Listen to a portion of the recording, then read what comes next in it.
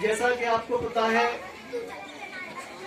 कि आज 71वां हम गणतंत्र दिवस मना रहे हैं, तो उसी के उपलक्ष्य में मैं आपके सामने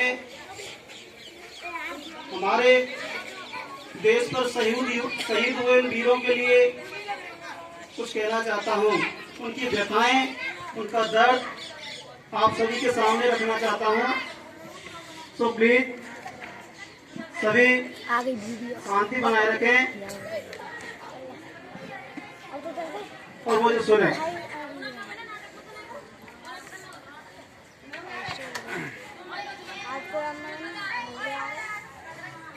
मैं के सबका 5 जन्म भी गहन मौन में खोया हूँ। मैं के सबका 5 जन्म भी गहन मौन में खोया हूँ। उन बेटों की याद कहानी लिखते लिखते रोया हूँ। जिस माथे की कुमकुम बिंदी वापस लौट नहीं पाई, चुकटी झुमके पायल ले गई कुर्बानी की अमराई। कुछ बहनों की राखी जल गई है बर्फीली घाटी में, बेदी के गठबंधन मिल गए हैं करगिल की माटी में। पर्वत पर कितने सिंदूरी सपने दफन हुए होंगे, बीज बसंतों के मधुमासी जीवन हवन हुए होंगे। टूटी चूड़ी धुला महाबर रूठा कंगन हाथों का, कोई मोल नहीं दे सकता वासंती जज्बातों का। कोई मोल नहीं दे सकता वासंती जज्बातों का। जो पहले पहले चुम्बन के बाद लाम पर चला गया, एक पल का एहसास मेरे साथ जीना सभी। जो पहले पहले चुम्बन के बाद लाम पर चला गया, नई दुल्हन की सेज छोड़कर युद्ध काम पर चला गया। उनको भी मीठी नींदों की करवट याद रही होगी, खुशबू में डूबी यादों की सलवट याद रही होगी। खुशबू में डूबी यादों की सलवट याद रही होगी। दिल्ली में भी रोई होगी चुपके घर के कोने में, ताजा काजल छूटा होगा चुपके चुपके रोने में। जब बेटे की अर्थी आई होगी सूने आंगन में, शायद दूध उतर आया हो बूढ़ी माँ के दामन में। शायद दूध उतर आया हो बूढ़ी माँ के दामन में।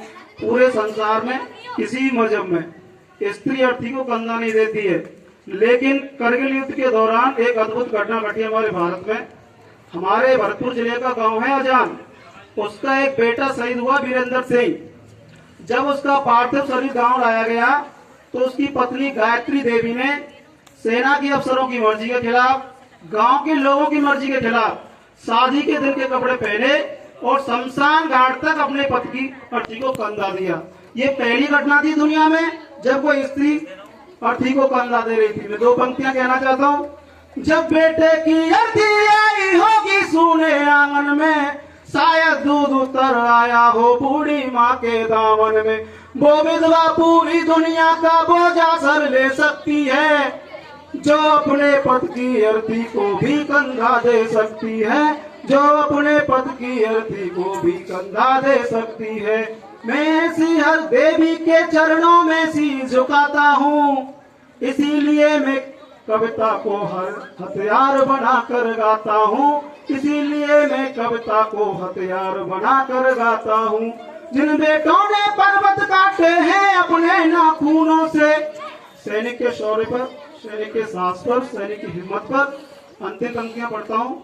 जिन बेटों ने पर्वत काटे हैं अपने नाखूनों से, उनकी कोई मांग नहीं है दिल्ली के कानूनों से। उनकी क्या मांगता है सैनिक? उत्तर प्रदेश सरकार ने करगिल के शहीदों को 10-10 लाख रुपए दिया था, जो समय सरकार थी। जो भी सरकार थी उसको बधाई, लेकिन किन्हीं विधवाओं की कोई समस्या रही होगी, चेक नहीं पहुंचे होंगे, तो वो मिलने गई एक मंत्री के पास। तो मंत्री ने पान खाते खाते कहा कि अब क्या चाहिए? 10 लाख रुपए की गड्डी भिजवा तो दी। तो मुझे लगा कि सरकार ये सोचती है कि 10 लाख रुपए देकर उसकी बेटे की कीमत दे दी, या फिर सरकार गवर्नमेंट में ये कहना चाहती है कि 10 लाख रुपए देकर शहादत का मोल चुका दिया। अगर सरकार ये सोचती है तो मैं कहना चाहता हूँ, लो मैं 20 लाख देता हूँ, लो मैं 20 लाख देता हूँ तुम किस्मत के हेठों को। हिम्मत है तो मंत्री भेजे लड़ने अपने बेटों को, हिम्मत है तो मंत्री भेजे लड़ने अपने बेटों को। जिन बेटों ने पर्वत काटे हैं अपने नाखूनों से, उनकी कोई मांग नहीं है दिल्ली के कानूनों से। जो सैनिक सीमा रेखा पर ध्रुव तारा बन जाता है, उस कुर्बानी के दीपक से सूरज भी शर्माता है। गरम दहानों पर तोपों के जब सीने अड़ जाते हैं, उनकी गाथा लिखने को हम बच्चों से पढ़ जाते हैं। उनके लिए हिमालय कंधा देने को झुक जाता है, उस पल को सूरज की सागर की लहरों का गर्जन रुक जाता है। उस सैनिक के सबका दर्शन तीर्थ जैसा लगता है, चित्र शहीदों का मंदिर की मूर्त जैसा लगता है।